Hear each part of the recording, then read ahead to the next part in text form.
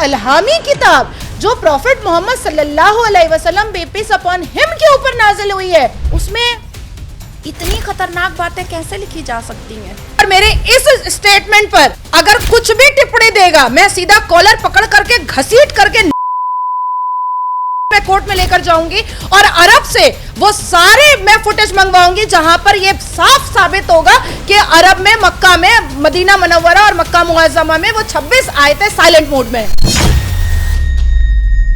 कुरान में जो बिस्मिल्लाह शब्द लिखा गया है वो गलत लिखा है। बिस्मिल्लाहिर्रहमानिर्रहीम। हज़रत नूह अलैहिस्सलाम ने उस जानवरों के जोड़ों में सूअर भी रखा था। अगर मैं कुंभ गई और मुझे वहां की धार्मिक चीजें इतनी पसंद आ गई और अगर मैंने धर्म परिवर्तन कर लिया, आपके ठेंगे से आप क्या ही कर लीजिएगा मेरा। सैफ अली खान ने करीना से शादी करके करीना की उन्होंने एक मैसेज दिया, मेरा बस चले तो मैं जूता उतार के मुंह पे मार। आसनसोल के मुसलमानों को आकर्षित करने के लिए एक मुसलमान की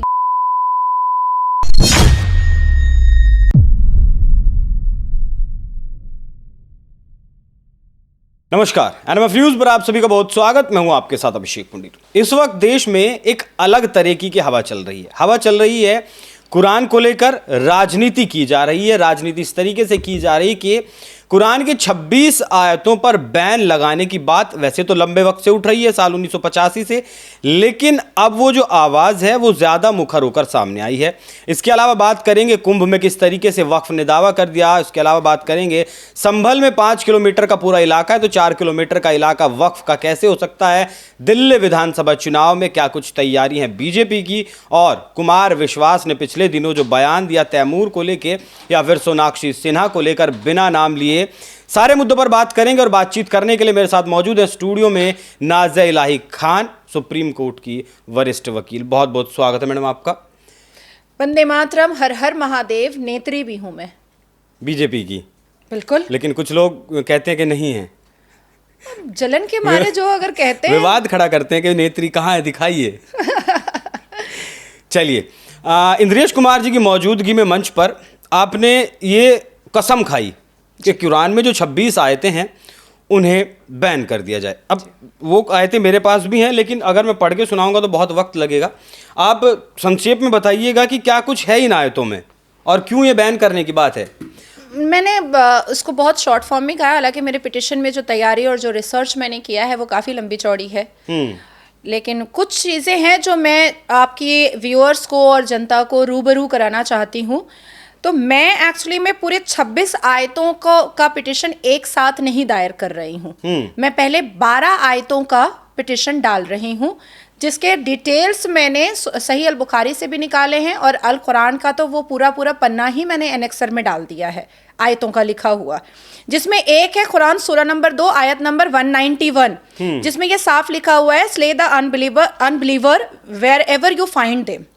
उसके बाद है कुरान सूरा नंबर 3 आयत नंबर 28। उसके बाद है कुरान सूरा नंबर 3 आयत नंबर 85, कुरान सूरा नंबर 5 आयत नंबर 33, कुरान सूरा नंबर 8 आयत नंबर 12, कुरान सूरा नंबर 8 आयत नंबर 60, कुरान सूरा नंबर 8 आयत नंबर 65, कुरान सूरा नंबर 9 आयत नंबर 5 जो हमेशा विवादित में आता रहता है, आयत नंबर 9 और सूरा नंबर 5, कुरान सूरा नंबर 9 आयत नंबर 30, कुरान सूरा नंबर 9 आयत नंबर 123, कुरान सूरा नंबर 22 आयत नंबर 19, कुरान सूरा नंबर 47 आयत नंबर 4। ये 12 ऐसी सूरतें हैं और ऐसी आयतें हैं जिसकी वजह से इस पूरी दुनिया में, सिर्फ भारत नहीं, इस पूरी दुनिया में मुसलमान बाकी धर्म के मानने वाले लोगों को परेशान करके रखे हुए हैं।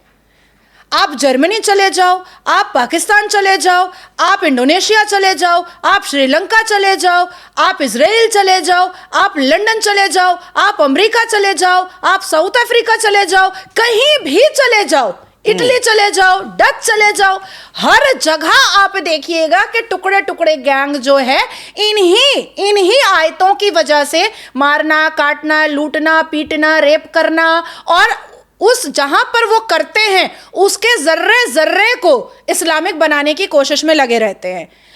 कोई भी धर्म, किसी भी मजहब का कोई भी जो बुक होता है, या उसका कोई भगवान या अल्लाह होता है, वो काटना, लूटना, मारना, पीटना कैसे सिखा सकता है? ये बहुत बड़ी बात है कि एक अल्हामी किताब जो आसमान से नाजिल हुई है, एक अल्हामी किताब जिसको एक मजहब के अल्लाह तबारक ताला ने नाजिल किया है, एक अल्हामी किताब जो प्रॉफिट मोहम्मद सल्लल्लाहु अलैहि वसल्लम पीस अपॉन हिम के ऊपर नाजिल हुई है, उसमें इतनी खतरनाक बातें कैसे लिखी जा सकती हैं? वसीम रिजवी का कहना है कि बाद में जोड़ी गई हैं आयतें। हाँ, बिल्कुल हो सकता है, बिल्कुल हो सकता है। और मैं आपको एक और बात बता दूं कि हमारे मक्का मुअज़्ज़मा मदीना मुनव्वरा में 24 घंटे कुरान की आयत जो है वो इबादत की जाती है, उसका प्रीच किया जाता है।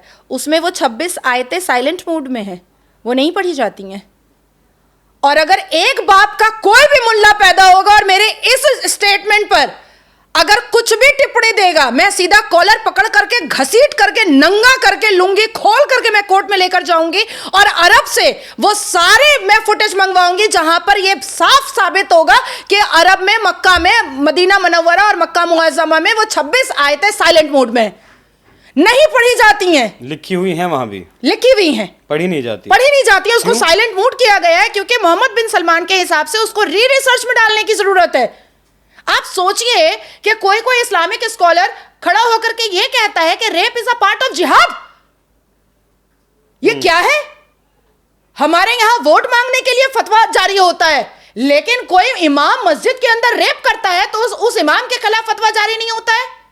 हमारे यहां किसी प्रवक्ता के ऊपर फतवा जारी हो जाता है, लेकिन मजार के अंदर न्यूड फोटोशूट होता है, नंगा नाच होता है, मुजरा होता है, तवाइफ खाना बना दिया जाता है मजार को, लेकिन उस पर फतवा जारी नहीं होता है।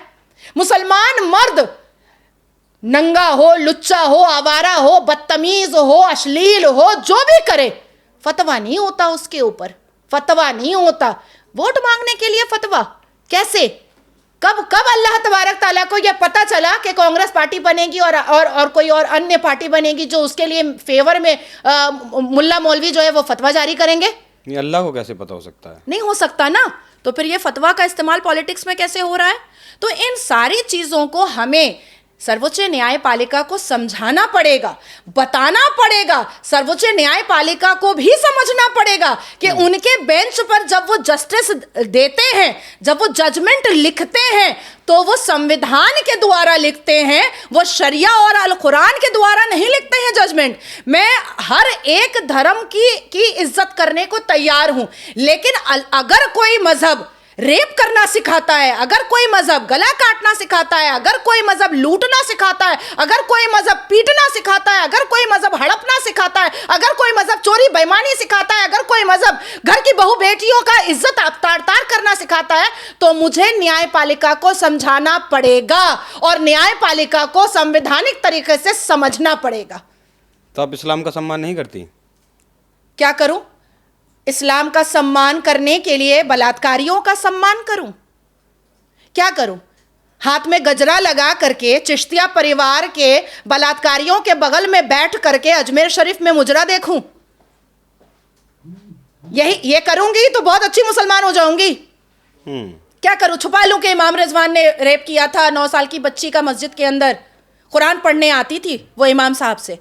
साहब बोलना नहीं चाहिए ऐसे बदतमीज आदमी को, ऐसे बेहुदा आदमी को साहब नहीं बोलना चाहिए। वो इमाम रिजवान से मुसलमान 9 साल की बच्ची कुरान पढ़ने के लिए आती थी और उन्होंने उसका रेप कर दिया। क्या करूं? उसका समर्थन करूं? आप लोगों ने भी तो चलाया था अपने न्यूज़ में कि एक मौलाना ने एक बच्ची का मोलेस्टेशन किया तो उसकी माँ ने उसको चप्पल से कूट कूट के मारा मौलाना को। तो ज़रूरत पड़ती है तो चप्पल उठाना पड़ता है ना। मैं तो कलम उठा रही हूँ, मैं तो कलम उठा रही हूँ। और प्रॉफिट मोहम्मद ने इकरा बोला है, भाई पढ़ो, पढ़ने के लिए बोला है। बिल्कुल। दुनिया में अगर बात करें तो 800 मिलियन के तकरीबन मुस्लिमों की आबादी है जी। फिर आप चंद लोग ही ऐसे क्यों हैं जिन्हें ये कुरान में, इन आयतों में कमियां दिखाई देती हैं? बाकी लोगों को क्यों नहीं दिखाई देती?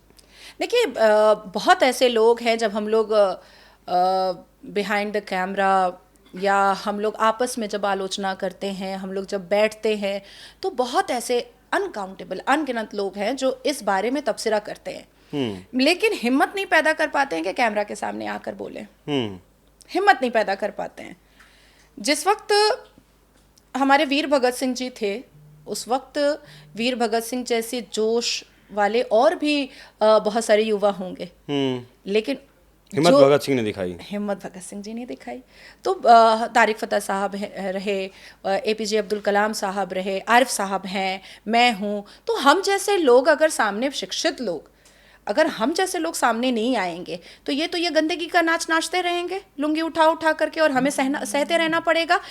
आज से अगर हम स्टार्ट करेंगे इन सारी चीज़ों को रिफॉर्म करना, बेटर करना, उनके आंखों में आंखें डाल करके, उनके हलक में उंगलियां डाल करके उनको ये समझाना, बताना और बताने पर मजबूर करना और समझने पर मजबूर करना कि तुम गलत कर रहे हो और हमें समझ में आ रहा है, तब जा करके मेरी आने वाली पीढ़ी 10 साल 20 साल के बाद लोग समझना स्टार्ट कर देंगे। यही कारण है कि स्वीडन, डेनमार्क, बांग्लादेश और भारत के बुलंदशहर, उत्तर प्रदेश के बुलंदशहर में भी कुरान की प्रतियां जलाई जाती हैं। हाँ हाँ बिल्कुल। और डेनमार्क ने फिर एक कानून भी पास कर दिया कि नहीं, इस तरीके से कुरान नहीं जलाई जाएगी। नहीं, देखिए, अपने अपने आक्रोश को दिखाने का तरीका सबका अलग अलग होता है। मुझे जिन चीज़ों पर आक्रोश है, मुझे जिन 26 आयतों पर बेइंतहा शदीद गुस्सा है, उसका तरीका मैंने यही चुना कि मैं एक संवैधानिक देश में रहती हूँ और संवैधानिक तरीके से मैं इन आयतों को ख़त्म करवाऊंगी। मैंने ये चुना। अब किसी का तरीका होता है जलाने का, किसी का तरीका होता है किसी और तरीके से, किसी का तरीका होता है। कुरान में क्या वाकई में लिखा है कि पूरी दुनिया पे इस्लाम का शासन होना चाहिए? बिल्कुल बिल्कुल बिल्कुल। अभी हम पॉडकास्ट स्टार्ट करने से पहले बात भी कर रहे थे कि हम जब भी किसी भी, जैसे नमाज की शुरुआत करते हैं या सूरह फातिहा की शुरुआत करते हैं या किसी भी इबादत की शुरुआत करते हैं, तो हम पढ़ते हैं बिस्मिल्लाह अर्रहमानिर रहीम, जिसका मतलब होता है शुरू करती हूँ अल्लाह के नाम से जो बड़ा रहीम करीम है। ठीक है। और हमारा अल कुरान भी जब आप खोलते हैं, अलिफ लाम मीम में जाते हैं पहले पारे में, तो उससे पहले यही पढ़ना पड़ता है बिस्मिल्लाह अर्रहमानिर रहीम, शुरू करती हूँ अल्लाह के नाम से जो बड़ा रहीम करीम है। जब अल्लाह ने ही ये अल कुरान लिखी है तो वो क्यों बोल रहा है ये बात? वही मैं कल बैठा था महेंद्र पाल आर्य जी के साथ। 1983 में उन्होंने इस्लाम छोड़ दिया और सनातन अपना लिया अपने पूरे परिवार के साथ। सनातन अपना, उनकी 2 बेटियां हैं, उनको 2 वेद कंठस्थ याद हैं उनकी बेटियों को। उन्होंने मुझे इस बात को बताया कि कुरान में जो बिस्मिल्लाह शब्द लिखा गया है वो गलत लिखा है, और ये उन्होंने लिया महर्षि दयानंद की किताब से, सत्य प्रकाश से, जो उन्होंने लिखी है। उसमें उन आयतों को उन्होंने एज इट इज़ लिखा है, फिर उसका मतलब लिखा है। और उनका ऐसा दावा है, मेरा नहीं है, उनका ऐसा दावा है कि अगर अल्लाह ने ये किताब लिखी है, आसमानी किताब या फिर कुरान कहें, अल कुरान कहें, फिर अल्लाह ने इसमें बिस्मिल्लाह शब्द का इस्तेमाल क्यों किया? नहीं, ये तो बिल्कुल कन्फ्रंटेशन का, डिस्कशन का एक बहुत बड़ा मुद्दा है। मैं एक चीज़ और बताना चाहती हूँ कि ये जो लोग इस्लाम छोड़ रहे हैं ना, वो बहुत मजबूरी में छोड़ रहे हैं। उनकी पीड़ा को समझना पड़ेगा। वो पहले मुस्लिम समाज को समझाने की कोशिश करते हैं, वो अपने इंटेलेक्चुअल को बुझाने की कोशिश करते हैं, वो अपने उन्होंने जो रिसर्च किया है, उन्होंने जो पढ़ा है कुरान में, और जो तनकीदें उन्होंने निकाली हैं, जो तर्क बितर्क उन्होंने निकाला है, उसका मुकम्मल जवाब भी कोई मुल्ला मौलवी दे नहीं पाता है, तब जा कर के वो इस्लाम छोड़ रहे हैं। लेकिन मैं ऐसा नहीं करना चाहती हूँ। मैं इस्लाम छोड़ना बिल्कुल नहीं चाहती हूँ। मैं इस्लाम में रह करके इस्लाम को बेहतरीन और खूबसूरत बनाना चाहती हूँ। और जो बुरा है, जो गलत चीज़ें हैं, जो बेहूदी चीज़ें हैं, उसको निकाल करके हटाना चाहती हूँ। अब एक चीज़ मैं आपको और बताना चाहूँगी, पूरे 30 पारे में, पूरे अल कुरान के 30 पारे में कहीं पर भी नमाज कैसे पढ़ी जाती है उसका कोई जिक्र नहीं है। तो किसने बताया फिर ये बात? It's a culture. नमाज सिर्फ एक कल्चर है। किस तरीके से, जैसे हम पहले नियत बांधते हैं कि मान लीजिए 2 रकात फजर की नमाज अल्लाह के नाम से मैं शुरू करती हूँ, हमने नियत बांधा, उसके बाद हमने तहलीमा बांधा अल्लाह अकबर करके, उसके बाद हम रुकू में गए, उसके बाद हम सजदे में गए, उसके बाद फिर हम उठे, उसके बाद फिर दूसरी हमने खुल पढ़ी, उसके बाद फिर हम सलाम फेरे, अत्तहियात फेरे, शहादत की उंगली उठाए, और उसके बाद हमने अल्लाह से दुआ मांगी। तो ये तरीक़ा जो है वो पूरे अल कुरान में कहीं पर भी नहीं है। तो ये नमाज आया कहाँ से? मैंने बड़े बड़े उलमाए दीन से पूछी है ये बात, मैंने बड़े बड़े हाफिज़े कुरान से पूछी है ये बात, मैंने बड़े बड़े इकराम से पूछी है ये बात, मैंने बड़े बड़े इमामों से पूछी है ये बात। वो कहते हैं बेटा इतना डीप में मत जाओ। ये जवाब आता है मुझे, सवाल टच नहीं करते, नहीं इतना डीप में मत जाओ बेटा। अब तो खैर कोई मुझसे बात ही नहीं करना चाहता है। पहले क्योंकि चेहरा इतना रिकॉग्नाइज नहीं था तो मैं घुस घुस करके पूछती रहती थी, यहाँ तक के अजमेर शरीफ के चिश्तिया परिवार के सबसे बड़े आलिम दीन से अजमेर शरीफ में बैठ करके मैंने पूछा है कि नमाज का तरीका कहां पर है अल कुरान में, कौन सी आयत में है, जरा सा मुझे बता दीजिए, ये मेरे नॉलेज के लिए होगा। मैं मुसलमान बेटी हूं, मेरा जानना मेरा अधिकार है। उन्होंने कहा इतना डीप में मत जाइए। ठीक है, यही बात मुझे महेंद्र पाल आर्या जी ने भी बताई कि मैंने भी 25 मौलानाओं को बड़े बड़े अपने सवाल ये भेजा था, लेकिन किसी ने जवाब नहीं दिया, बल्कि उल्टा धमकी वगैरह जरूर आई। अच्छा, कुरान में लिखा है कि अल्लाह कयामत के दिन का मालिक है। बिल्कुल है। तो इस पर महेंद्र पाल शर्मा आर्या जी का सवाल है, तो फिर आज का मालिक कौन है? देखिए, हमारी मुस्लिम कम्युनिटी एक ऐसी कम्युनिटी है जो आखिरत के लिए जीती है, भविष्य के लिए जीती ही नहीं है। हम बहुत दुर्भाग्य है हमारा कि इंसान जब जन्म लेता है, कोई बच्चा जब जन्म लेता है, वो पहले घुसकना सीखता है, उसके बाद चलना सीखता है, फिर पढ़ना सीखता है, फिर अपनी ज़िंदगी को बाशऊर बनाना सीखता है, कुछ कमाना सीखता है, कुछ गंवाना सीखता है। पर मुसलमान जो है वो आखिरत के लिए जीता है और जन्नत में 72 वर्जिन हूरों के लिए जीता है। उसको ज़िंदगी से कोई मोहब्बत नहीं होती है। क्या ऐसा जीवन क्या जीवन होता है? ये क्या सिखाया जाता है? ये मदरसों में सिखाया जाता है। अब देखिए, आपने कहा कि क़यामत का मालिक जो है वो अल्लाह है, और ये बिल्कुल हमारी मजहबी किताब बताती है कि क़यामत का मालिक जो है वो अल्लाह है। अब उसी मजहबी किताब में हज़रत नूह अलैहिस्सलाम के चैप्टर में जब हम जाते हैं, क्योंकि अल्लाह ने तब भी दुनिया को ख़त्म किया था, ये तीसरी बार जो ख़त्म होगा तो ख़त्म हो जाएगा। हज़रत नूह अलैहिस्सलाम के वक्त में दुनिया को अल्लाह ने ख़त्म करके एक करिश्मा दिखाया था। तो और जब वो दुनिया ख़त्म होने वाली थी तो बेइंतहा बारिश होने वाली थी, बेइंतहा, जिसमें पूरी दुनिया पानी में बह जाएगी। बहुत गौर से सुनिएगा। तो फरिश्ते जो अल्लाह तबारक ताला के मैसेंजर ऑफ गॉड हैं, उन्होंने हज़रत नूह अलैहिस्सलाम को आकर के बताया कि तुम एक इतनी बड़ी कश्ती बनाओ कि जितना भी पानी हो वो डूबे ना। उन्होंने काफ़ी महीनों में, काफ़ी दिनों में अपने बाल बच्चों के साथ मिल करके वो कश्ती बनाई, और दूसरे लोग उनका मजाक भी उड़ाया करते थे। लेकिन जब बारिश स्टार्ट हुई तो पूरा परिवार उस कश्ती की वजह से ही बचा, और उस कश्ती में हर जानवर के 2 जोड़े थे। अब इसको गौर से सुनिएगा, हर जानवर के 2 जोड़े थे, और हज़रत नूह अलैहिस्सलाम ने उस जानवरों के जोड़ों में सूअर भी रखा था। अब मुसलमान सूअर बोल दे, तुम तो मुसलमान बची नहीं। अब मुसलमान सूअर की दुकान बोल दे, अब तो इसका सर तन से जुदा करो। अब मुसलमान कह दे कि भैया तुम भी खोलो सूअर की दुकान, नहीं अब तो इसको काट ही देंगे।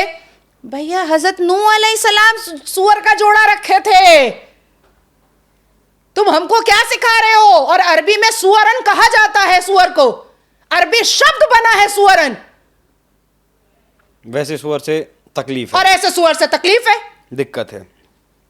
चलिए, तो अभी आप ये रिट दायर करेंगी या कर चुकी हैं सुप्रीम कोर्ट में? नहीं, मेरी पूरी तैयारी हो चुकी है, फरवरी में मैं दायर करूंगी। अच्छा, पहले भी याचिकाएं इन आयतों को लेकर कोर्ट में जाती रही हैं, लेकिन खारिज होती रही हैं। जी। आपकी याचिका में ऐसा क्या खास है? मेरी याचिका में वैसा ही खास है जो जैसे कि मेरी पिटिशन ट्रिपल तलाक और पॉलीगेमी हलाला में खास था। 1984 का ट्रिपल तलाक शाहबानो जी और सायरा बानो जी का सुनते जब तब मेरा जन्म भी नहीं हुआ था, सुनते 2017 में आकर के उसका जजमेंट आया, और हिस्टोरिकल जजमेंट था, और मेरा पिटिशन 2015 में टैग किया गया था शाहबानो जी के साथ। और जो एक्स फैक्टर और जो रियलिटी और जो अल कुरान के सारी तफसील मैंने अपने पिटिशन में दी थी, शायद वो कमी बाकी लोगों के पिटिशन में रह जा रही थी। मैं अभी भी दावा नहीं कर रही हूं कि स्क्रूटनी में मेरा पिटिशन पास हो जाएगा, लेकिन जब तक पास नहीं होगा तब तक मैं कोशिश करती रहूंगी। नहीं, अगर सुप्रीम कोर्ट कह दे कि ये धार्मिक मामला है, इसमें हमारा फैसला देने का, सुनवाई करने का कोई हक नहीं बनता, तो नहीं जैसा मैंने पढ़ा 1985 के केस में कहा गया। नहीं, धार्मिक मामला है और इसमें सुप्रीम कोर्ट के इंटरवेंशन की ज़रूरत अगर नहीं है, ये बात अगर सुप्रीम कोर्ट मुझे बोलता है, अगर बोलता है तो प्रेस कॉन्फ्रेंस करके ये मैं ज़रूर पूछूंगी।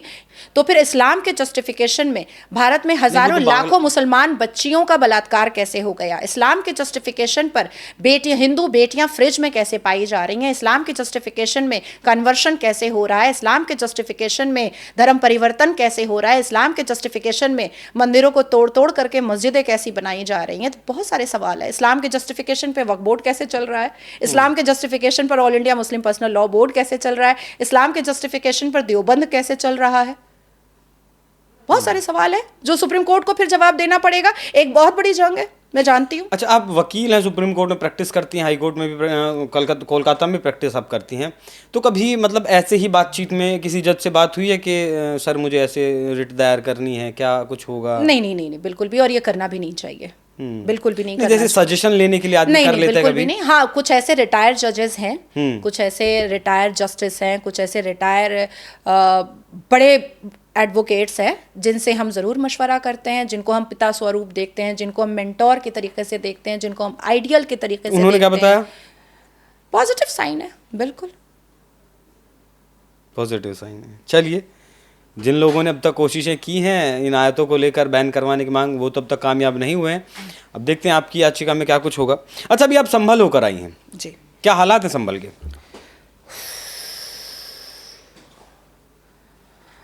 बहुत गंदे और डरावने हालात को मुसलमानों ने बना कर रखा है संभल में। संभल में मैं तो बहुत ज़्यादा अंदर अंदर इंटीरियर वगैरह में भी जा कर के देख के आई, फॉर नो रीज़न। मुझे नहीं भी जाती तो चलता, लेकिन क्योंकि मैं पहुंच चुकी थी तो इसलिए मुझे लगा कि ग्राउंड ज़ीरो ग्राउंड को देखना बहुत ज़रूरी है। मुसलमानों ने क्या किया है कि अपनी मेजॉरिटी और अपनी तादाद की ताकत दिखाने के लिए अपने अपने घरों के सामने बिस्मिल्लाह अर्रहमान अर्रहीम लिख दिया है, हाज़ल मिन फज़ल रब्बी लिख दिया है, कुल औज़ु बिरब्बिल नास लिख दिया है, कुल या अय्युहल काफ़िरूना लिख दिया है।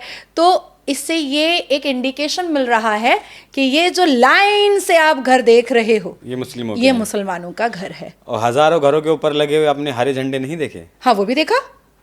अच्छा, मैं तो समझ नहीं पाया कि इनके ऊपर लिखा क्या है, उर्दू में लिखा था, आप समझा पाएंगी? बिल्कुल, ये कुल औज़ु बिरब्बिल नास की जो पूरा कुल है, ये हम अपने नमाज में भी 4 कुल में पढ़ते हैं। कुल औज़ु बिरब्बिल नास मलिकिन नास इलाहिन नास मिन शर्रिल वसवासिल खन्नास लज़ी युवस्विसु फी सुदूरिन नास मिनल जिन्नति वन नास। जन्नात, शैतान, इन सबको दूर भगाने के लिए सूरह नास पढ़ा जाता है। तो मैंने संभल में सूरह नास की आयत बेशतर मुसलमान दरवाज़ों पर देखा है। तो ऐसे भी आप काफिर हैं, आप पिगन हैं, आप बुत परस्त हैं, आप शैतान हैं, तो इसलिए सूरह नास का बहुत ज़्यादा इस्तेमाल किया गया है। आप जिस हरे झंडे की बात कर रहे हैं उस हरे झंडे पर बिस्मिल्लाह रहमान रहीम लिखा हुआ है बस। हाँ, वक्फ बोर्ड ने भी दावा किया है वहाँ, और वैसे साहब भी कुछ कागज़ लेकर आए थे ट्विटर पर, जहाँ मस्जिद बन रही, सत्यव्रत चौकी बन रही है, उसको वक्फ की ज़मीन बताया। फिर कुछ लोगों ने कहा कि इसका 4 किलोमीटर का दायरा संभल का वो वक्फ का है, लेकिन अब प्रशासन की तरफ से FIR दर्ज कर दी गई। हालांकि नाम किसी का नहीं लिया गया, ज्ञात है। लेकिन क्या मैं आपसे जानना चाहता हूँ कि एक शहर का 4 किलोमीटर का दायरा वक्फ बोर्ड का हो सकता है, या फिर एक 10 रुपये के स्टाम्प पर आप उर्दू में लिख कर दे देंगे कि ये वक्फ का हो गया, वो वक्फ का हो जाता है? मैं जितना भी चाहती हूँ ना, मैं जितने भी एक्सक्लूसिव पे बैठती हूँ, मैं चाहती हूँ कि ये रज़ाकारी बेवकूफ़ों का जिक्र मेरे सामने ना आए।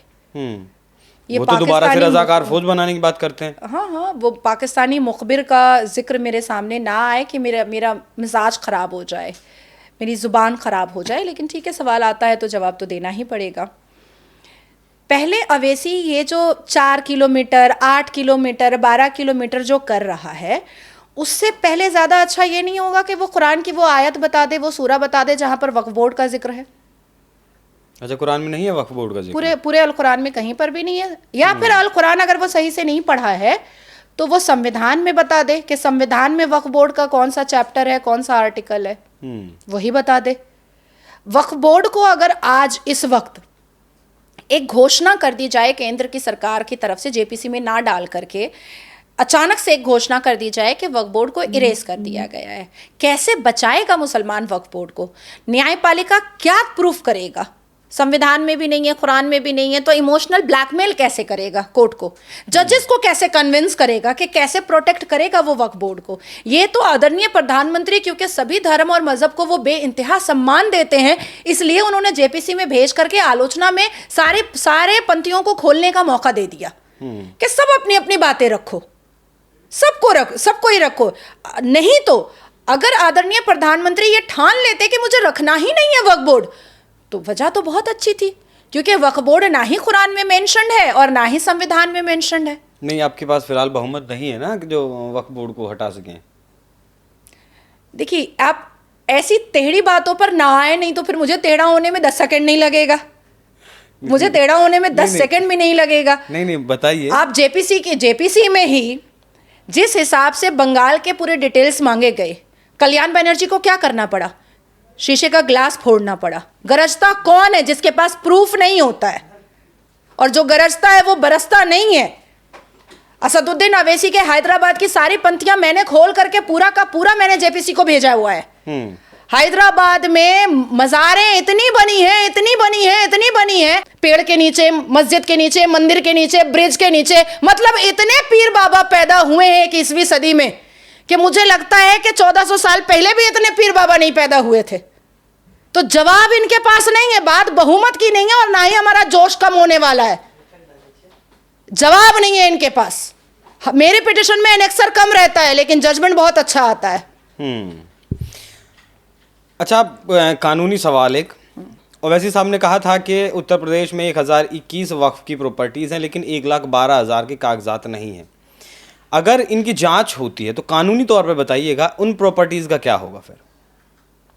कानूनी तौर पर देखिए, अगर इनको वाकई में वक्फ बोर्ड को बचाना होता, बहुत संजीदगी से सुनिएगा, इनको अगर वाकई में वक्फ बोर्ड को बचाना है, अगर इनको वाकई में जेपीसी से प्रॉब्लम है, अगर इनको वाकई में वक्फ बोर्ड के अमेंडमेंट से प्रॉब्लम है, तो अब तक कोई भी petition supreme court of India क्यों नहीं पहुंचा है? क्यों नहीं पहुंचा है?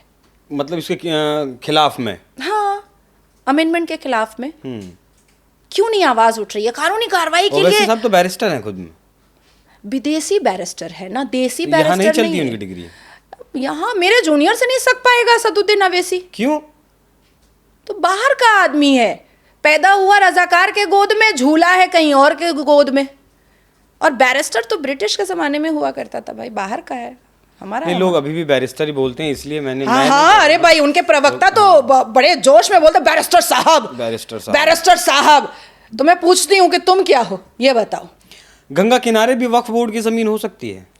अरे देखिए भाई, एक दिन आएगा कि वो लोग बोलेंगे ये पूरा भारत ही वक्फ बोर्ड का है। क्योंकि कुंभ में 54 बीघा जमीन उन्होंने कहा है कि वक्फ बोर्ड की है।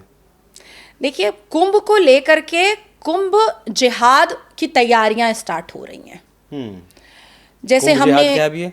हाँ, बता रही हूँ, एक्सप्लेन कर रही हूँ। जैसे हमने थूक जिहाद देखा, मूत जिहाद देखा, लव जिहाद देखा, गला रेतो जिहाद देखा, हिंदुओं के भगवान की प्रतिमा तोड़ो जिहाद देखा, मंदिर तोड़ो जिहाद देखा, बहू बेटियों को लूटो जिहाद देखा, गला काटो जिहाद देखा, उसी शोभा यात्रा जिहाद देखा। तो उसी तरीके से कुंभ जिहाद की तैयारियां हो रही हैं। सबसे पहले क्या बोला मुसलमानों ने? छाती क्या पीटी बिना मुहर्रम के? क्यों नहीं जाएगा कुंभ में? हम लोग क्यों नहीं जाएंगे? अब इस पे सवाल आता है कि तुम जाके करोगे क्या? कुंभ में जितने भी संत हैं, महंत हैं, जितने भी गुरु हैं, साधु हैं, वो तो भाई अपना काम करेंगे, है ना। अलहम्दु शरीफ तो पढ़ना नहीं है, सूरह फातिहा तो पढ़ना नहीं है वहाँ पर। अल्हम्दुलिल्लाहि रब्बिल आलमीन मालिक यौमिद्दीन इय्याका नअबुदु व इय्याका नस्तईन इहदिनस सिरातल मुस्तकीम सिरातल लज़ीना अनअमता अलैहिम गैरिल मग़ज़ूबि अलैहिम वलज़्ज़ालिन आमीन करना नहीं है वहाँ पर। चादर चढ़ाना नहीं है वहाँ पर, गुलाब का फूल चढ़ाना नहीं है, लुकमदाना बांटना नहीं है। तो तुम करोगे क्या जा करके? लेकिन उनको कलेश करना था, कुंभ जिहाद करना था, तो इन्होंने बहुत कंट्रोवर्सी क्रिएट की और अपना जिहादी हरकत दिखाया। उसके बाद फिर क्या बोला? जिस डिबेट पर, सारे डिबेट पर, नेशनल न्यूज़ पे मैं भी थी, वो मुल्ला बहरूपिया, उसको तो कमर में रस्सी बांध करके नंगा करके मारना चाहिए। वो क्या बोला कि कुंभ में कई ऐसे संत हैं जो धर्म परिवर्तन करवाने वाले हैं। मैंने लाइव नेशनल न्यूज़ से उससे पूछा कि सस्ती लोकप्रियता के लिए यह हवाबाजी मौलाना साहब बहुत अच्छी है, आपको ये पता कैसे चला कि वहां पर धर्म परिवर्तन होने वाला है? मेरा भी सवाल यही था। है ना, पता कैसे चला? मतलब अभी इस स्टूडियो में क्या हो रहा है और मुझे फोन करके कोई नोएडा से बता रहा है या कोई हम मेरे को दिल्ली सीपी से बता रहा है, तो मैं तो पूछूंगी ना कि भाई आपके यहाँ पर खुराफात कौन है? आपके यहाँ पर कौन इन्फॉर्मर है कि मैं यहाँ पर बैठी हुई हूँ? किसने बता दिया? क्योंकि ये तो अभी लाइव नहीं हो रहा। तो मैंने उनसे स्ट्रेट सवाल यही पूछा कि आपको बताया किसने? तो उन्होंने लाइव नेशनल न्यूज और इस देश के बहुत बड़े नेशनल न्यूज पर कहा कि मुझे एक संत ने बताया। मैंने एंकर से रिक्वेस्ट किया कि अब सवाल आप मत कीजिएगा, कृपया मुझे करने दीजिए और नेशनल न्यूज पर उस संत का नाम बता दो कि ऐसा लिब्रांडो संत कौन जन्म ले लिया है जो पहन गेरुआ रहा है पर मन में हरा रखा हुआ है। नहीं जवाब दे पाया, नहीं जवाब दे पाया। तब मैंने वो मौलाना साहब को कहा कि अगर मैं कुंभ गई और मुझे वहां की धार्मिक चीजें इतनी पसंद आ गई और अगर मैंने धर्म परिवर्तन कर लिया, आपके ठेंगे से आप क्या ही कर लीजिएगा मेरा? ये हुआ दूसरा कुंभ जिहाद। अब जब ये सबसे दाल नहीं गली, तब इन्होंने कहा 54 बीघा जहां कुंभ हो रहा है वहां तो जमीन हमारी है, वक्फ की है। भैया कैसे है? सबसे पहले तो वक्फ की ज़मीन का मैंने पहले क्लैरिफिकेशन दे दिया कि ना ही संविधान में है ना ही अल कुरान में है। अब आता है हम आदम की औलाद हैं, भारत पर हमारा हक है। ठीक है, पर भारत से आदम का क्या लेना देना?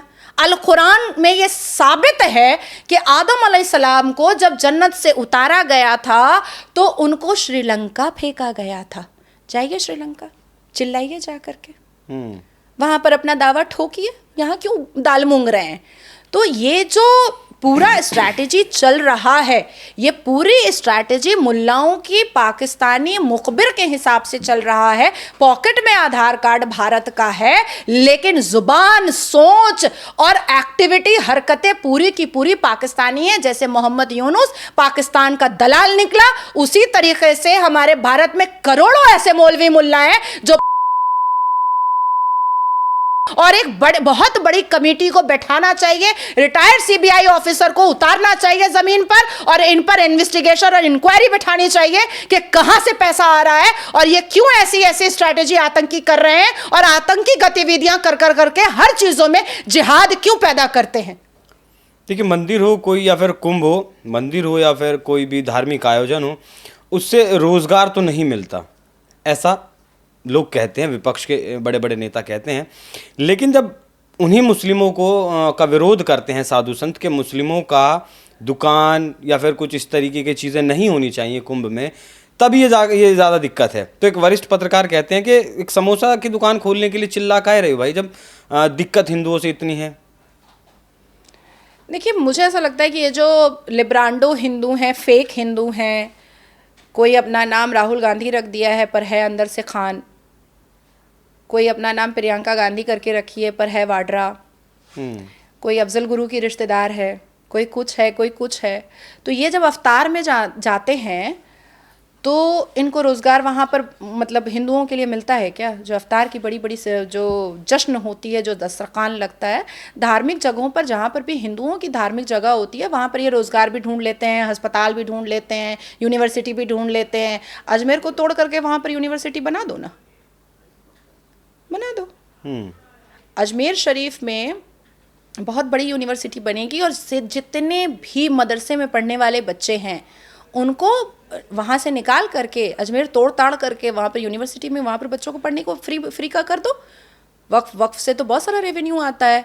अब दूसरी बात आ रही है कि ये जो हमेशा से कांग्रेस ने मुसलमानों को आतंक मचाने का और आतंक करने की जो खुली छूट दे करके रखी है और जैसे जैसे इस पर कंट्रोल लगाया जा रहा है, जैसे जैसे इस पर शिकंजे कसे जा रहे हैं, जैसे जैसे इस पर कानूनी कार्रवाई हो रही है, ये लोगों को बहुत बुरा लग रहा है, बहुत बुरा लग रहा है। क्योंकि अब इनके दिमाग में ये आ रहा है विपक्षी दलों के कि अब हम इनको बचा नहीं पाएंगे और मुसलमानों के दिमाग में ये आ रहा है कि हम इनको वोट तो कर रहे हैं पर ये जीत तो पा नहीं रहे हैं और हम जेल की सलाखों में धीरे धीरे जा रहे हैं और हमारा हिजाब भी खुल रहा है। इफ्तार का आपने जिक्र किया, क्या कोई हिंदू इफ्तार कर सकता है? जिस तरीके से नेता अपने घर बुलाकर मुस्लिमों की इफ्तार पार्टी करते हैं, तो क्या कुरान के हिसाब से है ये, कर सकते हैं ऐसा? देखिए, हमारे इस्लाम के हिसाब से तो एक काफिर की जब मौत होती है तो हम पढ़ते हैं फी नारे जहन्नम, चल जा, मरा है अब चला जा सीधा जहन्नम में। और हमारे इस्लाम का कोई बलात्कारी भी मरता है मुसलमान, तो हमें पढ़ना होता है इन्ना लिल्लाहि व इन्ना अलैहि राजिऊन। ठीक है भाई, इसका गुनाह माफ, अल्लाह वो जन्नत में माफ कर दे, 72 वर्जिन हूर का मजा ले ले, ये वर्जिन हूरों का मजा ले ले। तो इफ्तार करने से पहले बहुत सारी आयतें पढ़नी पड़ती हैं हमेशा, क्योंकि मगरिब की अजान के बाद ही हम लोग अपना इफ्तार खोलते हैं खजूर से। तो वो खजूर खाने से पहले और अजान से तकरीबन 18-19 मिनट पहले हम लोगों को दस्तरख्वान पर बैठ जाना पड़ता है। और वो जो 19-20 मिनट हमारा होता है, उसमें कहा जाता है कि अल्लाह के करीबी फरिश्ते जो होते हैं वो रोज़ेदार के पास आते हैं, रोज़ेदार के इर्द गिर्द होते हैं। और आप जो भी दुआएं मांगिएगा उस वक्त रोज़ा रखे हुए में, वो इतनी नाजुक घड़ी होती है, इतनी खूबसूरत होती है, इतनी पाक और मुक़द्दस होती है कि उस रोज़े के आलम में, क्योंकि वो आखिरी लम्हा होता है रोज़ा खोलने से पहले, भूख शिद्दत की होती है, प्यास शिद्दत की होती है, तो और सामने खाना होता है और आप अपने सब्र का इम्तिहान अल्लाह को दिखा रहे हैं कि सामने खाना है लेकिन हम नहीं खा रहे हैं, अज़ान का वेट कर रहे हैं। तो उस वक्त आयतें जितनी हम पढ़ते हैं, जितनी इबादत करते हैं, वो हमारे लिए, हमारे मुस्तकबिल के लिए, हमारे आखिरत के लिए बहुत अच्छा होता है। तो वो आयतें अगर हिंदू पढ़ रहा है तो वो तो हिंदू बचा ही नहीं, फिर वो तो मुसलमान हो चुका है। ये टोपी रख करके, साफा लगा करके, ये जितने लिब्रांडो हिंदू अफ्तार करने के लिए जाते हैं, तो वो तो आयत पढ़ रहे हैं। और आयत अगर पढ़ रहे हैं तो फिर वो तो मुसलमान हो चुके हैं। और अगर आयत नहीं पढ़ रहे हैं तो ये घटिया 420 मुसलमान उसको बुला करके हमारे रमज़ान का, हमारे रोज़े का, हमारे इफ्तार का, हमारे पाक मुक़द्दस मुकाम का मजाक उड़वा रहा है मुसलमान। मेरा सवाल नाज़िर जी ये है कि क्या एक मुसलमान हिंदू के घर जाकर रोज़ा खोल सकता है, इफ्तार कर सकता है? ना, इस्लाम के हिसाब से बिल्कुल नहीं कर सकता। हाँ, आप तो काफिर है, आपके यहाँ का पानी हराम है भाई हमारे लिए। जैसा आयतों में लिखा हुआ है, इस्लाम के हिसाब से, अल कुरान के हिसाब से, अहदीस के हिसाब से, हदीयत के हिसाब से, सही अल बुखारी के हिसाब से, जितनी भी हमारी इस्लामिक किताबें आप उठा लें, उसके हिसाब से हिंदुओं के घर का पानी हराम है। चलिए, वो खैर उम्मीद है कि दर्शक समझ गए होंगे।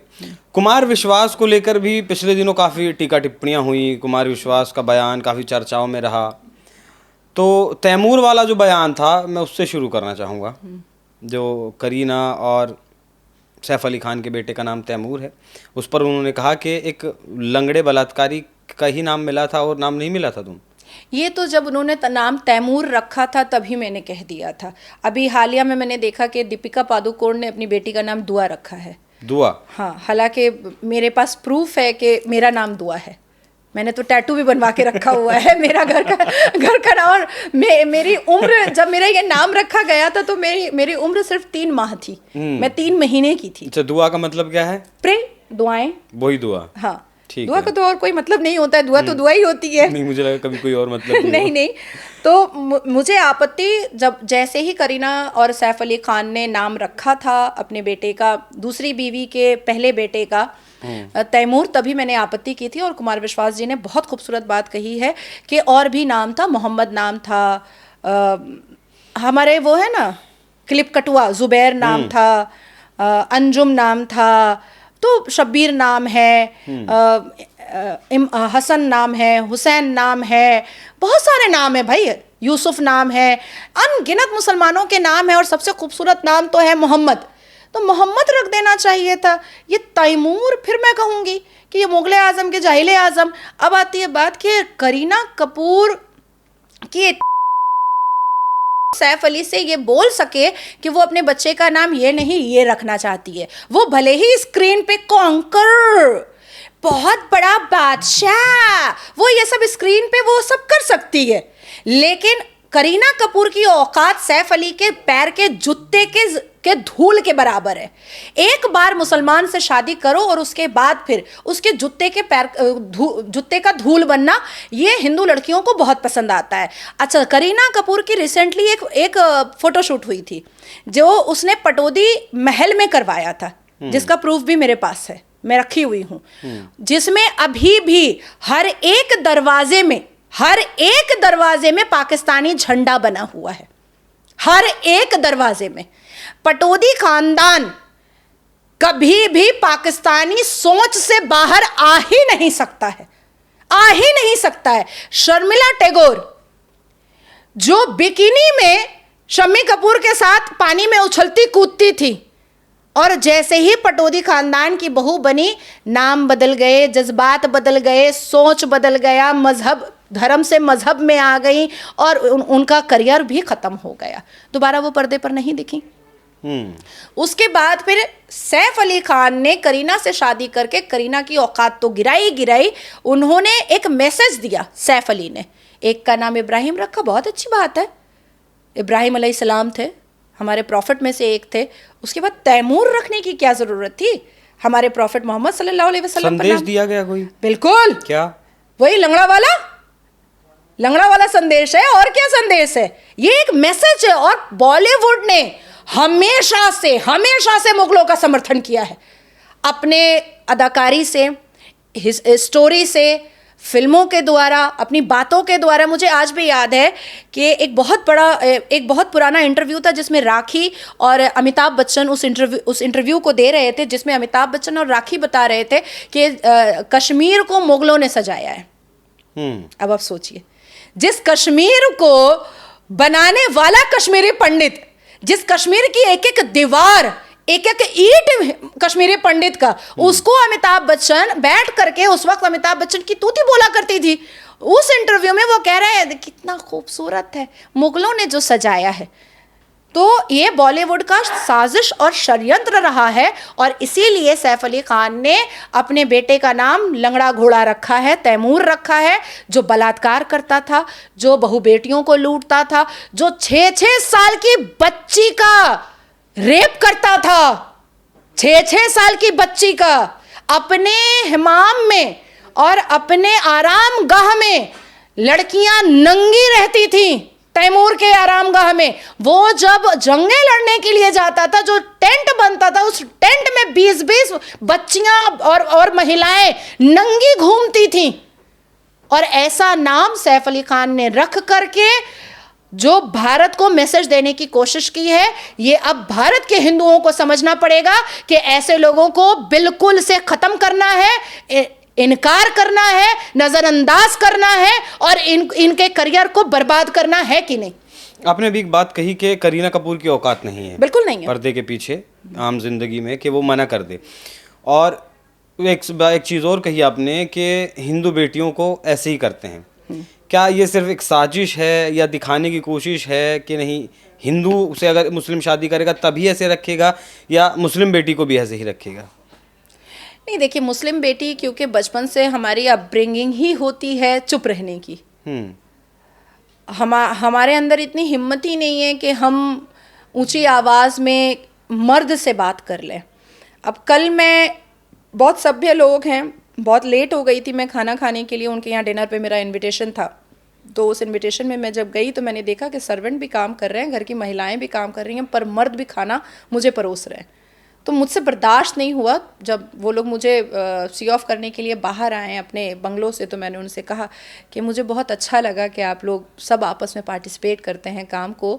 इवन मैं थोड़ी सी इमोशनल हो गई थी, जो मैं आज भी नहीं देखती हूँ। आज भी मैं बिज़ी होती हूँ, मेरी बाकी बहनें कोई कहाँ है कोई कहाँ है। मैं अपनी अम्मा, जब मेरी अम्मा मेरे पास होती हैं तो वो किचन में लगी होती हैं, भले ही सर्वेंट होता है, लेकिन मैं अपने अब्बा को उठ करके मग भी रखते हुए नहीं देखती थी। उसके बाद पिछले 3 साल से मैंने अब्बा पर थोड़ा प्रेशर बनाना स्टार्ट किया। करना चाहिए, पार्टिसिपेट करना चाहिए। अब वो अपनी चाय खुद बनाते हैं, अपना मग खुद धोते हैं, तो मुझे अच्छा लगता है पार्टिसिपेशन। मर्द को पार्टिसिपेट करना चाहिए। मुसलमान घरों में औरत की औकात कुछ भी नहीं होती है। मुसलमान बेटियों की क्योंकि ये अपब्रिंगिंग होती है इसलिए उनको कोई फर्क नहीं पड़ता है। हिंदू बेटियों की ये अपब्रिंगिंग नहीं होती है। वो तो सीने पे चढ़ करके दाल मूंगती हैं जब तक वो हिंदू रहती हैं, और जैसे ही वो मुसलमान लौंडे के साथ फंसती हैं, भैया हिजाबन भी हो जाती हैं, जिहादन भी हो जाती हैं, सब कुछ हो जाती हैं, सब बर्दाश्त भी कर लेती हैं, पैर का जूता भी बन जाती हैं, दाई मामा भी बन जाती हैं, सब कुछ बन जाती हैं।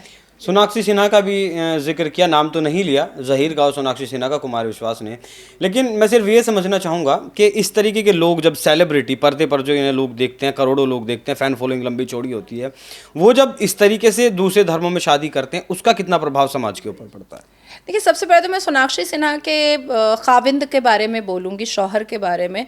मेरा पुराना घर जो जामा मस्जिद के पास था, वहाँ पर एक कसाई हुआ करता, उसकी शक्ल बिल्कुल उसी से मिलती है, ज़हीर की, एकदम सेम। हम लोग जब देखते हैं तो हम लोग हंसते हैं। और दूसरी बात है कि रामायण में शाहजहां का क्या काम? वो इसका मतलब फिर वो एक दिखावा है बस। रामायण में शाहजहां का क्या काम? और शत्रुघ्न सिन्हा को सत्ता की इतनी लालच हो चुकी है और इतनी आदत हो चुकी है कि आसनसोल के मुसलमानों को आकर्षित करने के लिए, आसनसोल में मेंबर ऑफ पार्लियामेंट बने रहने के लिए और लोकतंत्र के मंदिर में एक चेयर पर काबिज रहने के लिए, आसनसोल के मुसलमानों को अपनी तरफ अपना पॉकेट वोट बनाने के लिए रामायण में शाहजहां को घुसा डाला। ये समाज में इतना गंदा मैसेज जाता है। अब हमारी जो बच्चियां हैं, हिंदू बच्चियां हैं, वो सोचती हैं मैं सोनाक्षी हूँ, वो ज़हीर है। और वो कौन है? वो साइकिल का पंचर लगाने वाला है। हमारी हिंदू बच्चियां हैं, उछलती कूदती नाचती गाती, घर में इतना फ्रीडम, घर में लक्ष्मी बोला जा रहा है, घर में दुर्गा बोला जा रहा है, नवरात्रि में पैर धोया जा रहा है, तिलक लगाया जा रहा है, प्रसाद खिलाया जा रहा है। और जैसे ही देखती हैं, अच्छा वहाँ से ज़हीर आ रहा है, ये मेरा शाहरुख खान है। क्या करता है? दलाली का काम करता है, ब्रोकरी। तो ये हमारे समाज में बहुत गंदा मैसेज जा रहा है, जिसको ठीक करने की ज़रूरत आ चुकी है। हर एक माँ को, हर एक भाई को अपनी अपनी बहन और अपनी अपनी बेटियों को इस्लाम की पूरी तालीम देने की ज़रूरत है। और जितनी भी अदाकाराएँ बर्बाद हुई हैं मुसलमान एक्टर के वजह से, आज गौरी खान का क्या अस्तित्व है? बताए कोई मुझे। गौरी खान का कोई अस्तित्व है? उसकी कोई पर्सनल आइडेंटिफिकेशन है? नहीं है। आमिर खान ने 2 हिंदू औरतों से शादी किया, क्या आइडेंटिफिकेशन है? छोड़ दिया ना दोनों को। सैफ अली खान ने पहले भी एक हिंदू से किया, उसको छोड़ दिया। उसके बाद फिर दोबारा फिर हिंदू से किया, उसकी तो ये लोग तो हिंदू बेटियों को बर्बाद करने के लिए इस्लाम का परचम लहरा रहे हैं और इस्लाम के हिसाब से काम कर रहे हैं, जगह चाहे कोई भी हो। आपको क्या लगता है कि ये जो बहुत सीनियर एडवोकेट्स जो टीवी चैनल पर खिड़कियों में बैठते हैं और इनसे जब आप लोग वक्फ की आलोचना करते हैं, इनसे जब आप लोग किसी इस्लाम की आलोचना करते हैं, तो क्या वो अप्रोप्रिएटली, प्रॉपरली, स्पेसिफिकली सिर्फ संविधान के बारे में बात करते हैं? नहीं, वो तो इस्लाम के पक्ष में बात करते हैं। कई ऐसे सुप्रीम कोर्ट के जस्टिस हैं मुस्लिम, जिन्होंने ट्रिपल तलाक के जजमेंट में साइन नहीं किया कि नहीं 3 तलाक बैन नहीं होना चाहिए, जजों ने।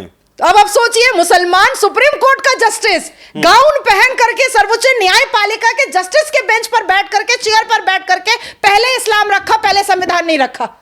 और अगर एक हिंदू जस्टिस किसी कार्यक्रम में बोल देते हैं तो उस पर विवाद हो जाता है। हाँ, ये तो डरा करके रखा गया है, ये तो डरा के रखा गया है। और डरते आए हैं हिंदू, इसलिए उनको भी चुल मची हुई है कि हम तो डरा ही लेंगे, हम तो विक्टिम कार्ड खेल ही लेंगे, हम तो शरिया के नाम से इनको चमका ही देंगे, हम तो कहेंगे इस्लाम पर खतरा हो रहा है। अरे इस्लाम इतना कमज़ोर है क्या? क्या है? नींबू का पेड़ है क्या इस्लाम, जो एक हवा आएगी और खतरे में बह जाएगा? और अल्लाह नहीं है क्या? अल्लाह काफ़ी नहीं है क्या? बचा लेगा अल्लाह बचा लेंगे। चलिए, बहुत बात हुई धर्म को लेकर, पंथ को लेकर। जी, दिल्ली का चुनाव सर पे है। हाँ जी। क्या तैयारी है बीजेपी की दिल्ली में? बहुत ज़बरदस्त तैयारी है हमारी। मोदी जी ने कहा 27 साल का सूखा खत्म करेंगे, क्या हो पाएगा? देखिए, अरविंद केजरीवाल ने जिस हिसाब से दिल्ली को बर्बाद किया है, अरविंद केजरीवाल ने जिस हिसाब से अन्ना हज़ारे के कलेजे पर चढ़ करके अपने आप को मुख्यमंत्री बनाया है, अरविंद केजरीवाल ने जिस हिसाब से अफजल गुरु की भक्त आतिशी को यहाँ का मुख्यमंत्री घोषित किया। एक थी मौन व्रत की सरकार जो सोनिया एंटोनियो चलाया करती थी, अब एक हो गई है अफजल गुरु की सरकार जो आतिशी के रूप में अरविंद केजरीवाल चला रहा है। जिस हिसाब से ठगी अरविंद केजरीवाल ने किया है, भ्रष्टाचार का नारा लगा करके खुद भ्रष्टाचार में सर से लेकर पैर तक निप्त हो चुका है। शराब सिर्फ घोटाला ही नहीं करता है, मुझे लगता है कि खुद शराब पी करके वो नशे में भी रहता है। दिल्ली का कोई भी काम उसने किया नहीं है। इन सारे मुद्दों पर जनता से हम रूबरू होंगे, इन सारे मुद्दों पर हम बात करेंगे। आज दिल्ली के घरों में पानी नहीं है, बिजली मुफ्त की घोषणा तो कर डाली अरविंद केजरीवाल ने, लेकिन क्या बिजली मुफ्त मिली है? लोग तो आज भी खड़े हो रहे हैं बिल दिखा दिखा करके। नहीं, बीजेपी की तैयारी क्या है? अरविंद केजरीवाल ने जो नहीं, किया बीजेपी की तैयारी, वो भ्रष्टाचार के आरोप आप लोगों ने लगाए या बीजेपी तमाम चीजें, लेकिन बीजेपी की कुछ अलग स्ट्रेटेजी है इस नहीं, चुनाव में? बीजेपी की तैयारी तो होती है डेवलपमेंट पर, इम्प्रूवमेंट पर, योजनाओं पर, दिल्ली राजधानी है उसको खूबसूरत बनाने पर। अब ये जो मोगलिया का जो ऑरा यहाँ पर अभी भी, पहले शीला दीक्षित ने रखा क्योंकि कांग्रेस की वो पार्टी से थी, वो मुख्यमंत्री, उसके बाद फिर अरविंद केजरीवाल ने रखा। तो ये सब हम लोग कब तक बर्दाश्त करते रहेंगे? ये सब तो और बर्दाश्त नहीं हो सकता है। दिल्ली इस देश की राजधानी है, दिल्ली इस देश का दिल है, और दिल खूबसूरत होना चाहिए। इम्प्रूवमेंट, डेवलपमेंट, शिक्षा, हर घर में हमारे आदरणीय प्रधानमंत्री की योजनाएं पहुंचनी चाहिए। ठीक है, दिल्ली चुनाव की बात हुई। अब एक खबर आजकल बहुत चल रही है, बहुत ज़्यादा चल रही है जी। कि बीजेपी जल्दी ही 240 से 270 क्रॉस कर लेगी और जो एनडीए है वो 293 से 300 पार चली जाएगी। पीछे का तर्क है उद्धव ठाकरे आ सकते हैं, शरद पवार आ सकते हैं, और संजय राउत ने आरोप लगाया आपके ऊपर कि जेडीयू के 10 सांसद तोड़ने की तैयारी में आप हैं। तो पहले संजय राउत को अलग रखते हैं, उसका जवाब बाद में। क्या शरद पवार और उद्धव ठाकरे एनडीए के साथ आ रहे हैं? देखिए, ये पार्टी के सुपीरियर का मामला है। इसमें हर बीजेपी बहुत ही ऑर्गेनाइज्ड पार्टी है, और अगर कोई आना चाहता है तो मना कोई नहीं है। घर वापसी करना चाहता है, कोई हमारे साथ जुड़ करके अपने राज्य को, अपने दल को और बल वाला करना चाहता है, तो इसमें दिक्कत कहाँ पर है? इसमें दिक्कत तो कहीं पर नहीं है। और अगर वो जुड़ना चाहते हैं जो हमारे थे, किसी के बहकावे में चले गए। नहीं, शरद पवार तो आपके नहीं थे। देखिए, वैसे तो बहुत सारे लोग हमारे नहीं थे। जैसे बहुत से लोग, अब हमारे पश्चिम बंगाल में शुभेंदु अधिकारी को देखिए, क्या हमारे थे? वो टीएमसी के भाई, उनको दाढ़ी मोछ निकला है ममता के आंचल में। लेकिन आज बीजेपी, आज सबसे कट्टर हिंदू पश्चिम बंगाल में वही नजर आते हैं। तो मुझे ऐसा लगता है कि शिवसेना को, उद्धव ठाकरे की शिवसेना को तो बहुत पहले ही ये सोच लेना चाहिए था। और अगर कोई आता है तो खुश आमदीद कहना चाहिए, हर हर महादेव कहना चाहिए, जय जय श्री राम कहना चाहिए। इसमें दिक्कत कहाँ पर है? हाथ मजबूत होगा तो काम बेहतर होगा, काम बेहतर होगा तो जनता खुश रहेगी, जनता खुश रहेगी तो नेता खुश रहेगा, नेता खुश रहेगा तो आदरणीय प्रधानमंत्री खुश रहेंगे। अच्छा, अगर हाइपोथेटिकली अगर ये नंबर गेम बढ़ता है एनडीए का जी, तब आपको कानूनों को पास करवाने में आसानी रहेगी? देखिए, जोश तो जेपीसी का मदद नहीं लेना पड़ेगा? देखिए जोश तो अभी भी कम नहीं है। आप जिस हिसाब से, लेट मी कंप्लीट, आप जिस हिसाब से बार बार मुझे ये बोल रहे हैं कि आप कमजोर हैं, आप कमजोर हैं, अभी जो पार्लियामेंट सेशन चल रहा था, 1 नेशन 1 इलेक्शन पास हुआ ना? नहीं, वो प्रस्ताव पास हुआ, वैसे तो फिर वो जेपीसी को भेज दिया गया। हुआ ना? हमारे, देखिए, हम तो डर नहीं रहे हैं ना कि हम कमजोर हैं। भाई, हम कहाँ से कमजोर हैं? मैं आपको कमजोर, हम बहुत ताकतवर हैं। नहीं, आप मेरी बात को गलत समझ रही हैं। मैं आपको कमजोर बताने की कोशिश नहीं कर रहा हूँ, ना ही मैं आपकी इच्छा शक्ति के ऊपर सवाल खड़ा कर रहा हूँ। लेकिन आप में अंदर इच्छा शक्ति भी है, आप करना भी चाहते हैं, लेकिन नंबर गेम सबसे जरूरी है। बिना नंबर गेम के आपकी इच्छा शक्ति भी कामयाब नहीं है। मैं उस पर आना चाहता हूँ। नहीं, देखिए, नंबरिंग बढ़ेगी तो जाहिर सी बात है कि बहुत सारे ऐसे कानून हैं जिसको अमेंड करने की ज़रूरत है, जिसको इम्प्रूव करने की ज़रूरत है। और जब आवाज़ से आवाज़ टकराएगी, आवाज़ से आवाज़ मिलेगी, तो जाहिर सी बात है कि देश की बेहतरी के लिए हम और भी बेहतर कर पाएंगे। ये तो बहुत बहुत अच्छी बात होती है। 1 से भले 11। ठीक है। कुछ रिपोर्ट्स दावा करती हैं कि 1991 में जो लोकसभा का इलेक्शन हुआ, उससे पहले कांग्रेस पार्टी ने अपने मैनिफेस्टो में ये लिखा था कि जो मंदिर मस्जिद का विवाद है, इसे ख़त्म करने के लिए कानून बनाएंगे। वोट मिला, सरकार बनी और वर्शिप एक्ट को बना भी दिया गया। अब तमाम तरीके के चैलेंजेस सुप्रीम कोर्ट में हैं वर्शिप एक्ट को लेकर। तो क्या केंद्र सरकार भी इस बारे में कुछ सोच सकती है? जिस तरीके से कानून बनाया गया, उस तरीके से कानून में कुछ संशोधन या फिर ख़त्म किया जाए? क्योंकि ये सवाल लोगों का है। नहीं, लोगों का सवाल हमारी जिम्मेदारी है देना। वर्शिप एक्ट होना ही नहीं चाहिए था। ये हिंदुओं के खिलाफ बनाया गया है, हिंदुओं की जुबान को बंद करने के लिए बनाया गया है, हिंदुओं के हक को मारने के लिए बनाया गया है, हिंदुओं की आस्थाओं पर ठेस पहुंचाने के लिए बनाया गया है वर्शिप एक्ट। जो हिंदू का है वो उनको मिलना चाहिए, और वर्शिप एक्ट बना करके मुसलमानों को जो बेजा ताकत दी गई है कांग्रेस के द्वारा, उनकी आतंकी हरकतों को जो बढ़ावा दिया गया है, इस पर अब फुल स्टॉप लगने का वक्त आ चुका है। कब तक? बहुत जल्द। हम जब कुछ कहते हैं तो कर कर दिखाते हैं। सरकार की तरफ से कोई कदम उठाया जाएगा इसको लेकर? बिल्कुल, हम आवाज उठाएंगे, सरकार कदम उठाएगी। सरकार कदम उठाएगी, हम आवाज उठाएंगे, सरकार कदम उठाएगी। आपका सहयोग रहेगा, आप हमारी बातों को देश दुनिया के सामने रखेंगे, हमारी आवाज गूंजती रहेगी, सरकार कदम उठाती रहेगी। नेताओं के संकेत में बहुत कुछ छिपा होता है। खैर, वर्शिप एक्ट का दर्शकों आपने देख लिया कि मामला जल्द ही सुलझने वाला है। वक्फ बोर्ड का मामला भी जेपीसी में है। वन नेशन वन इलेक्शन की आपने बात की, फैसला कितना ज़रूरी देश के लिए? क्या कुछ संसाधनों पर फर्क पड़ेगा देश के?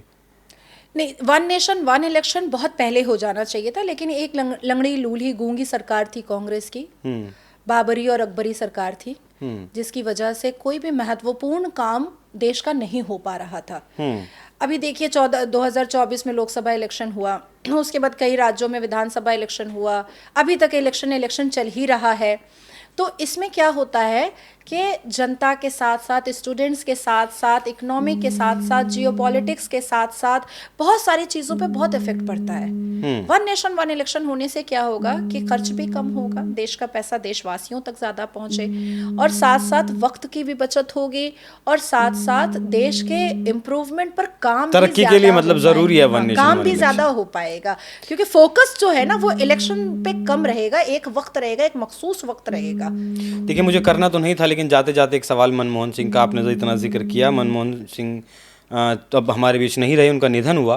कांग्रेस पार्टी ने बहुत हाहुल्ला किया समाधि स्थल को लेकर, निगमबोध घाट पर आपने अंतिम संस्कार क्यों किया उसको लेकर, लेकिन राहुल गांधी फिर विदेश चले जाते हैं। मैं तो ये भी पूछना चाहूंगी कि राहुल गांधी का बॉम्बे आपके साथ पूरा नहीं होता ना जब तक राहुल गांधी का सवाल मैं ना लूं। नहीं, मैं तो राहुल गांधी बेकार उनको बोला जाता है, वो तो राहुल खान है।